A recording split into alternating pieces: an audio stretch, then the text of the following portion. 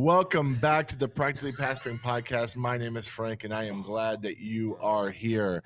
In today's episode, we are going to be answering the question: What do you do when you're at a church? Did you say what did you like? We're wrapping it. What would you do for a Klondike bar? What do you do? I kind of missed where I was reading. So, what do you do when you're at a church you pastor isn't the church you would actually attend? What do you do when you realize that no matter how great your vision is, people rather you just be a chaplain than their pastor? We discuss this young pastor's problem, and hopefully we'll help you not get in this situation. Before I do that, let me introduce the fellas on today's episode. I'm Frank Gill.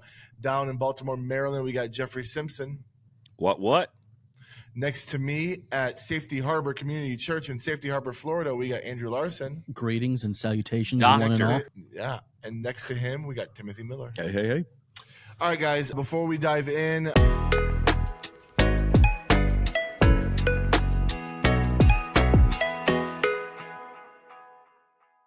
we got to give a shout out to church merch. Merch for your church. If your church or ministry needs high quality, affordable merch without the headache, Church Merch has your back. They specialize in helping churches design and print custom t-shirts, hoodies, mugs, sunglasses, USB drives, and more. So you can focus on ministry, not bulk orders and boxes. We've used them, we love them, and we know that they're going to take care of you. So check out Church Merch. Merch for your church. Go to promotionsguy.com/church merch to get things started.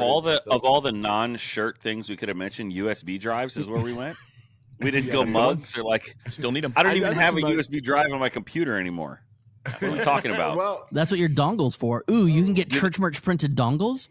Just get your church name right there on your dongle, Jeff. Do they make external DVD drives? I'm going to just forget you said that. All right. The link is in the show notes. Church Merch, right, custom ROMs. Get them now. Okay. So this question comes from Reddit, and the title is, I've accepted that I'm a chaplain pastor. So here's what he says. Hi. So I'm 28 and 2.5 years into pastoring my first church. The first couple of years, I had a lot of idealized aspirations of what the church could be and what changes need to happen and how we're going to reach the city. I was met with indifference and soon came to the realization that my congregation enjoys things the way they are. They just like to add a few more young people. That, to me, is a very disappointing, and I know that it's partly my fault because I'm the pastor, but also my church polity doesn't allow me to just do what I want. I recently decided that the only way I can continue is just assuming the role of a faithful pastor chaplain, focusing on my sermons, which are the main thing I have all the say in, and just taking care of the odds and ends at the church. Do I still hope we could reach the city? Yes, of course, but I'm also am weary of inviting young people to a church I know that they won't feel fully welcomed in. If I wasn't pastoring this church, I know I wouldn't be attending here. This is obviously not the best attitude, but I don't know how else to continue without detaching this way, maintaining boundaries, and seeing this as just my job. All right, so I feel like this is stuff that we can somebody else better go first because I'm going to be mean. I was going to say I'm going to be mean too. So yeah, Tim, hit us with the positivity. I'll start off. I want to begin by answering this question, though, because he says something in the very beginning that I think says a lot about the situation he's in.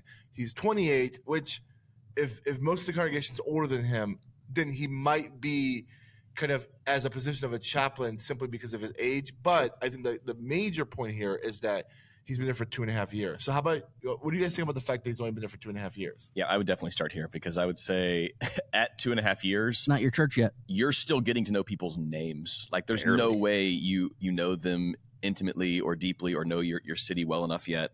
I would say, he could have grown up there. Sure.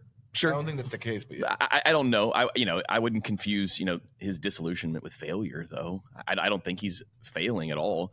I think you're starting to realize that, hey, it's been a couple of years, and that's okay. It's only been a couple of years. There's still plenty of time. You want to play the long game here.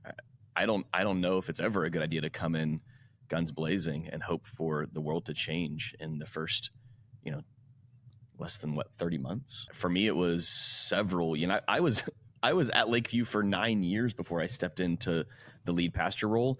And I still felt like it took close to 4 years to really understand what it meant to be the lead pastor, even though I'd already been at the church for, close to 12, 13 years by that time. So I think the 2.5 years number is big. Yep, he's young, but I think we were all relatively young when we started off in our roles. So I don't have any issues with that. But I feel you. We've been there. Especially when you are younger, coming out of seminary, or I don't know what this guy's background is, but if he's 28 and he's been the pastor for 2.5 years, so at 25, he was handed the reins to this thing. You're not. Yeah, 25 is young for sure. You're not going to be given the reins to a cool mega church at 25. There's a reason they hired a 25-year-old pastor. How old were you, Andrew, when you stepped into the lead pastor role? 22. No, I was 34, about to be 35. Yeah. So I get it, because I think we all come in and think, hey, within 2 years, we're going to be 300% attendance-wise where we are now. And everybody that's new shows up is going to look like me and be a part of my demographic. And the older people that are ahead of me, they're just going to keep giving. In fact, they're going to give even more because they're going to be so excited about this. And then 5 years from now, we won't even need them anymore. And that's not the way that it works. The established churches are established for a reason. I read, it might have been like an Urban McManus thing, because really of the mega guys, he's one of the very few that took over an existing church. And it was if you don't have the huge growth and momentum in the first 2 years of being in a new place, it's not going to happen. And I don't know what research was behind that statement, but it seems like that's kind of about where I was, where for the first 2 years that I was here, it was we're going to push so hard and we're going to go, and then all this is going to happen. And it didn't. And we're healthier than we were, and we're significantly larger than we were when we got here, but Barna's not doing any studies on us, and that's okay. Your job is not to be the cool kid in town. Your job is to pastor the church that God has called you to. And if you believe that God has called you to that church, and if you believe that God has called you to those people with that polity in place, your choice is to serve faithfully or to leave. That's it. Yeah, there's so many things about this. Number one, there is no church that exists that has polity that lets the pastor just do whatever they want, especially when they're 25 or 26. Oh, so there are churches that exist, but those pastors wrote those bylaws. Well, and I would say, I came into an existing church that technically I could have done whatever I wanted because we were in a status called redevelopment. And there basically was no board or anything. But the reality on the ground is you can't actually do what you want and be a faithful pastor. So that's a big one. Number one, I would just say be patient. You need at least 5 years before people even start thinking of you as their pastor, especially if they're an older congregation established. I remember I came in 2017, and still in 2020, when we were starting to go through COVID, people would introduce me as, this is our new pastor. I was like, I've been here 3.5 years. But that's just the reality of it. It takes you 5 years. I would say this sounds like, if you're young and you're about to start a family, this sounds like a great place to have a family be stable and know people who are multiple generations ahead of them, which is something that I really value from my kids. The fact that you're saying, I came to the realization my congregation enjoys things the way they are, they just like to add a few more younger people. I have a lot of questions about what kind of interview process happened and what you thought was going to happen, and why no older pastor or seminary professor didn't put their arm around you and help you to see that this was what was about to happen to you. I don't know if you had a search committee who just told you what you wanted to hear and you didn't even know to ask the right kind of questions. But the reality is, basically what Andrew said, you're not pastoring some church of your imagination. You're pastoring this church that already exists with the people that existed when you got there. It's not like you're going to step into a role like this and a switch is going to flip and they're all going to just have a different mindset. You're going to have to go through a long, cooler, listening to better music. It's not going to happen. But I tell you what, if it's full of older people who like things the way they are, I can tell you one thing, they're going to keep faithfully giving no matter what you do almost. So you better be grateful for that. To be disappointed, I would say is normal. I don't think you should own any of that because you're bearing the fruit of a previous man's ministry. Or you're reaping that fruit now. So I don't think you need to do the buck stops with me, so the disappointment's my fault because I'm the pastor. I get that, but you haven't been there long enough for really that to be the case either. So give yourself a little grace there. In terms of the whole reaching the city thing, I just think that's one of the idols of our day, honestly. Like I get what the heart behind that, but I honestly think that is something that young guys think, I'm going to be the guy that turns the city around. I'm going to be the next, whoever is your favorite pastor. And honestly, you just need to put that idol to death. Like that just needs to die. You are not going to reach the city. You might, but you're not going to do it probably. And you're going to be faithful to your church. And also, I wouldn't diminish the role of chaplains in the way that I read that you have here. Like, all I am is just a chaplain pastor. If all you are is a chaplain pastor, that means you're going to be with people in some of the most meaningful moments of their life. If you have an older congregation, you're going to be with people as people are passing, their friends are dying, and they have asked you, as somebody who's way younger than they are, I'm going to assume, to be part of one of the most holy moments of their life when it comes to the end of their time as an older congregation. So I think you need to change your expectations. I think you need to reassess why you're the pastor there. And if you really are that disappointed and disillusioned, then you need to resign, because what they need is a faithful pastor. And to give the congregation the best light possible, they probably were thinking, if we hire this guy at 25, in 20 years at 45, he is going to be an incredibly gifted, faithful pastor who can be with us for a long time. They're not trying to hire another pastor in 5 years. If they're doing what I think they're doing, they're not trying to hire another pastor for 20, 25, 30 years because they got you when you were 25. So that is a big honor that you should see as like, man, this congregation is entrusting me with decades of the future. And that's a big thing. And it doesn't mean you have to grow your church to be 2,000 members and, be that guy. None of that stuff matters in the kingdom of heaven, man. Just be a faithful pastor to the congregation you have now, and just focus on your sermons. And I would say sermons are not the only thing you have all the say in. You also have all the say in how God shapes you and molds you. And one of the things I think younger pastors fail to see is that God might call you to the church that he's called you to because he wants to grow you. You're not immune from the growth that happens in community. You're not like some outside person that comes in and like, I don't grow from the church. I wouldn't attend here if I wasn't the pastor here. Well, you are the pastor there. So you do attend there, which means the older congregants in that church have a lot of things to teach you, and they have a lot of your sharp edges to knock off, and you have a lot of spiritual growth to do in that congregation as you also lead them. So I wouldn't take that for granted. Like, God called you there to grow you, and not just for you to be like, the mercenary that comes in and changes everything, and you don't have anything to learn from them. You have a ton to learn from them. There's this weird tension because to get hired as the senior pastor at 25 or 26, I mean, I know a lot of people that would love to be the lead youth pastor at 25 or 26 because they still have another boss over them in their, age group specific role. So to get this role as a young guy, you are obviously talented and gifted, and there's God's calling on your life, and that's evident to everybody there. But now you're just kind of waiting, like, hey, when do I get to be this thing? And chances are that maybe jumping on that first role the first time that somebody offered you the lead pastor role wasn't the right call. Maybe you should have been the college and young adults guy at a bigger church where you could have established that, the ministry in your own image, if you will, where it could have been young and it could have been cool, and you would have had some oversight, but you would have kind of had the say in establishing the ethos of a age group specific ministry. But that's not the role you took.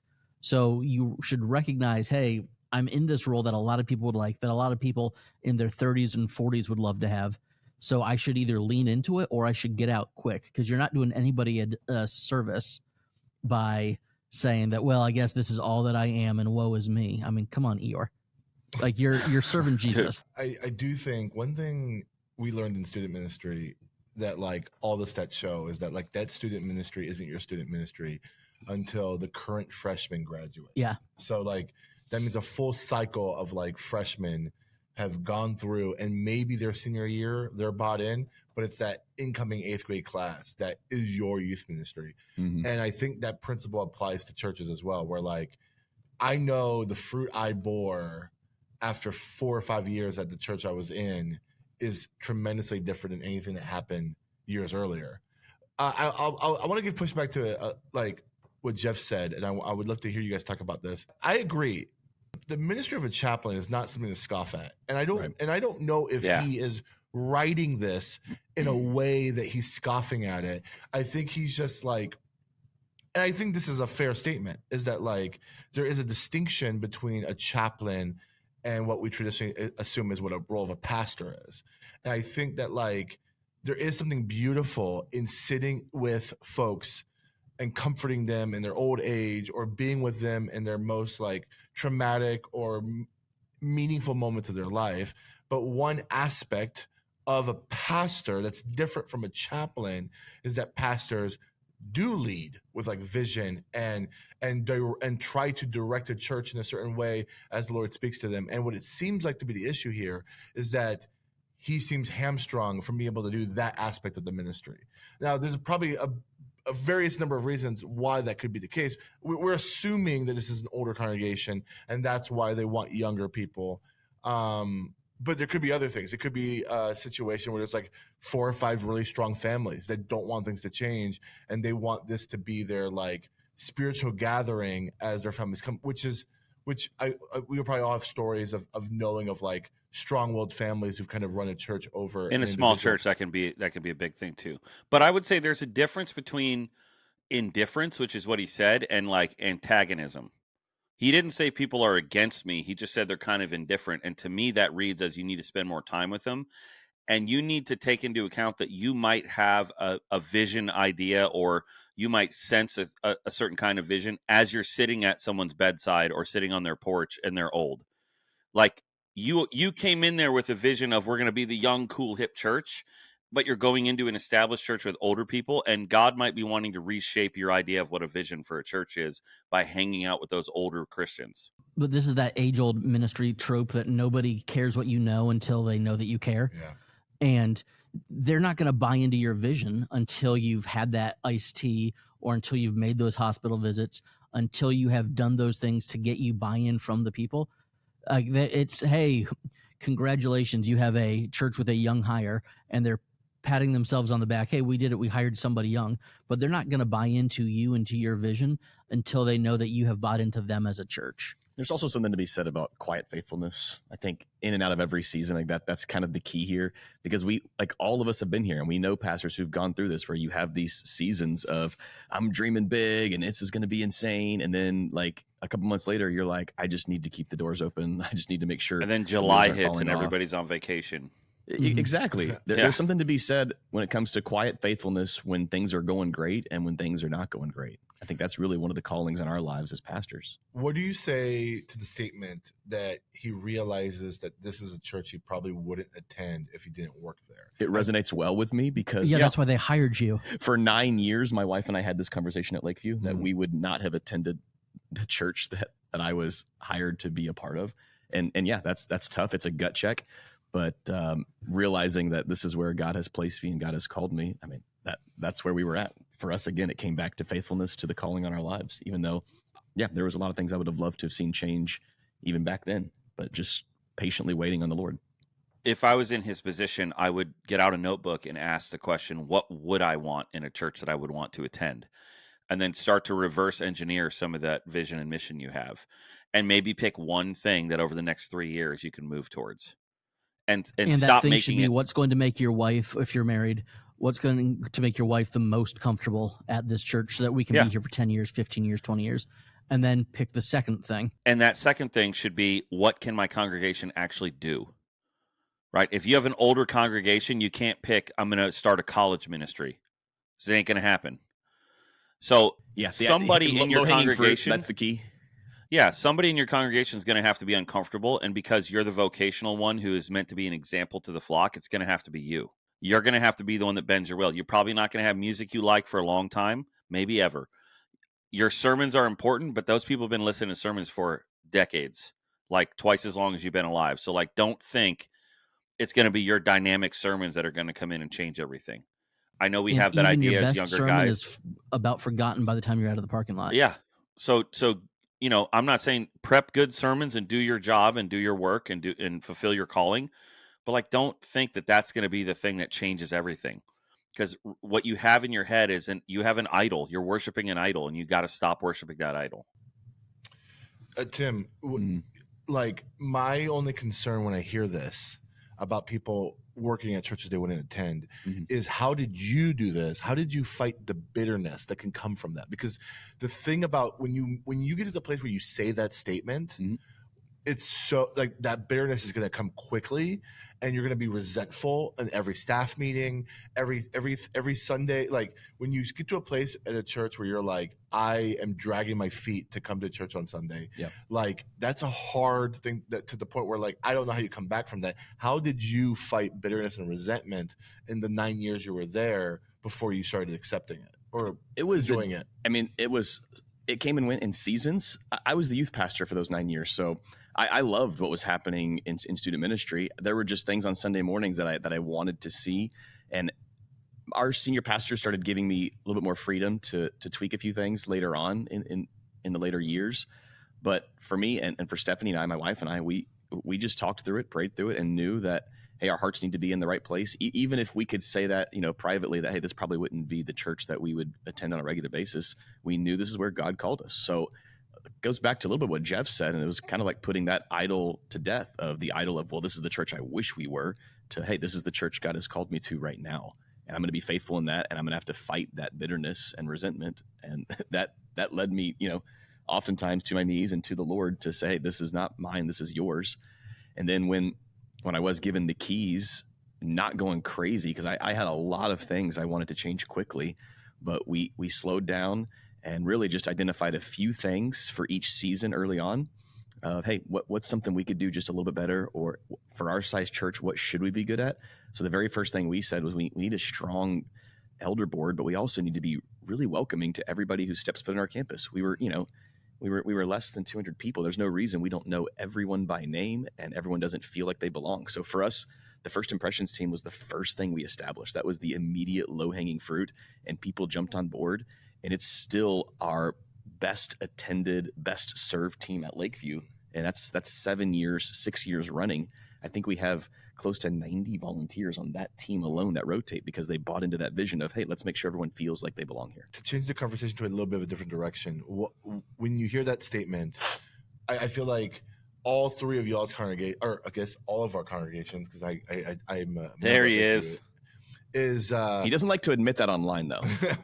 when you He likes to make videos with little microphones. Hi, I'm Pastor Frank of Kingdom of whatever imaginarychurch.com. Oh my gosh. Okay, when you have a congregation mostly old people and they say, we want younger people in our church, like, what do you do with that? And what happens when they actually don't want to make the space for young people? They like the idea of them being there, but they don't want to change anything in the service for that. Like, have you guys navigated any of those waters, and what does that look like for you? Or what do you think about one of the best questions I ever asked some of my older folks who were on the on the search committee that hired me was, what do you think it would take for your grandkids to be attending here, or your kids? Because their kids are like my age, and their grandkids are my kids' age. And so through having those gentle conversations while I was sitting on their front porch with them, spending a lot of time just doing that kind of stuff and going out to eat and just like spending time with them, not in the office, not casting vision, not just like listening, that began to give me different kinds of ideas and ways. And it began to let them see that, like, oh man, if we really do want to make this change, we're going to have different music. We're going to have to put, I didn't even I'm totally, this is their perspective, I'm totally blind to the fact that the nursery looks like shambles. Like, it's just the nursery to me, but the carpet's terrible, the paint's bad, there's ants on the floor. We got to spend some money to change that. We got to fix the bathrooms. We got to gut the bathrooms and redo them. Like, they weren't even seeing that stuff. So they weren't even being stubborn. They were, I mean, I didn't have a stubborn person in here. They just weren't seeing it yet. And so for me to ask them, well, what would it take for your kids to bring their kids here? Imagine what it would be like for your kids and grandkids to attend church here. What would that look like to you? Well, we need children's ministry. Well, we need this, we need that. And then from there, you can pick one of those things and start implementing it. And you have to remind them to be patient. This is a 5 to 7 year process. Just because we start having children's church doesn't mean that, like, in 2 weeks, 10 kids are going to be here. In Deep and Wide, the Andy Stanley book, he says, time in erodes awareness of. And that's like one of those quotes that just lives forever in my brain. you need fresh eyes to see things. He used the example of like broken blinds in one of the kids' classrooms. Yep. And it was he walked into a new place and immediately saw, oh, those blinds are broken. Well, you don't see it because you've been coming into that classroom every week for the past 7 years, and those blinds have been broken for, you remember when you see it, you see we were playing dodgeball and that one kid that was kind of rowdy that used to be here threw that ball, and hey, wasn't that a funny night? But a visitor comes in and says, hey, they don't care about the kids' room because the blinds are broken. So time in erodes awareness of. So sometimes you need fresh eyes to look at things. Here's where I'm at with the young people in church conversation. Like, if you're not ready to get uncomfortable because you want young people, that's like saying, hey, I want a puppy, and then you get really, really mad when it pees on the carpet. Like, that's what's going to happen. When we first started experiencing a rise in young people at Lakeview, guess what? We had babies crying in service. And there was like a group of older people that were like, we gotta get them pushed into the nursery. And I was like, no, we don't. They'll put their kids in nursery when they're ready to put their kids in nursery. If there's a baby that's going to cry in service, so be it. That's a sign of life. So I think we need to be ready for maybe something we're not used to, or even being a little bit uncomfortable when it comes to opening up space for younger people at our churches. I think to wrap this episode up, I think one thing that might be helpful for this guy, and it might be helpful for people listening, is like discerning the difference between faithfulness and futility. Like, we talked about like enduring and stuff like that, but like, if this is a waiting game where like, okay, there's a possibility that in 2.5 years he's going to be able to start making some meaningful changes. He listens to Jeff and starts writing down what this church could be. He picks the one thing he wants to see happen, and he knows it's going to take a few years. How can he discern the difference between I'm faithfully kind of chugging along towards this goal versus this is literally me banging my head against the wall and there's no hope here? How can you discern the difference between the two? Calling, vision. Like if you are going before God and saying, God, this is what I want to be, show me what it is that we need to be doing. If you believe that you have a strong calling from God and you are pursuing that thing with incremental success or incremental, just steps closer and closer to where it should be, that's probably a clue that God is in it and that the faithfulness will be rewarded. If it's something that if deep down it's kind of a vanity project, hey, I need our live stream to be better because my buddy's church up the street, their live stream is better, and I don't like that their live stream is better than mine, then maybe that's not something worth spending your time, energy, and efforts on. Also, Lakeview's live stream is better than Safety Harbor's. Or the older folks' faithful giving budget on, for sure, not worthwhile. I think this is a really important place to have a gut check where you go, this goes back to the question of would I attend here if I wasn't working here? It's the gut check of, did I accept this position because of a sense of calling? And I would say you want to look for that internal and external. Like, internal meaning I have this feeling of calling there, and external, other faithful people around me are like, yeah, this seems like the right move. Is that why you became the pastor there? And if that's the case, then that question is really not going to bother you that much because you have a vision and a goal in mind. But if you became the pastor there because you wanted to be the man and you wanted to be the big fish in the little pond, then you're going to be bothered by this stuff because you're there for the wrong reasons. So and because you wanted to be the senior pastor at 25. You wanted to be a senior pastor at 25, and now here we are. And it's not just like preach good sermons and get popular on YouTube and do the conference circuit. Like, that's not the reality of life. So if that's the case, then you're there now. So reassess, repent, and begin to sense God's calling, or resign. That's basically your options. I think your calling is to love them like a shepherd, not necessarily a CEO. You show up, you pray, you pour out the word, and you remember God called you to feed the sheep, not flip a franchise. Whoo! That was good. Was that you? Did you find it somewhere? I'm just sweet. Tim, all we need you to do is be like, we just need you to be like standing on a ladder when you say that, and you can get on that account. That'd be awesome. That was really good, Tim. Hey, we got a shared post from them, and I got so scared when I saw Practically Pastoring got posted. I was like, what do we do? I thought it was like some old Frank sermon, and I'm like, oh man. I just assumed that we would then immediately get 1,000 more followers. We got nothing. We did. Nothing.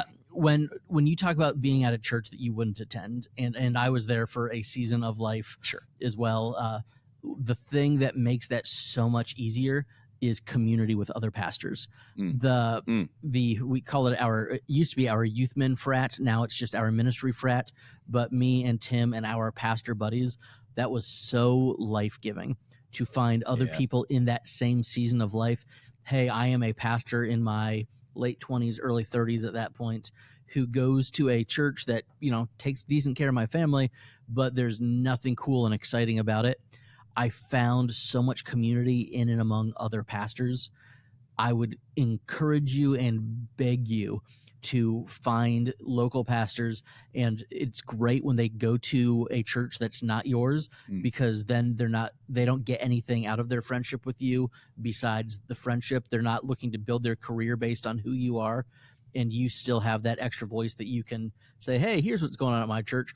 And they get it because they're living in ministry land. So find your people, find other people in ministry that are local to you, or go to our Facebook group, Practically Pastoring. There's 1,100 plus pastors in there. I guarantee you're going to find somebody in your geographic area that you can have coffee with and just say, ooh, this is someone who gets me. Well, if you wrote this question on Reddit, and when you see this in the comments on the Reddit page, if you would love more advice, I would actually encourage you. As harsh as Jeff and Andrew can be, they're softies on the phone. So that's true. Feel free to reach out to us. And around the midsection.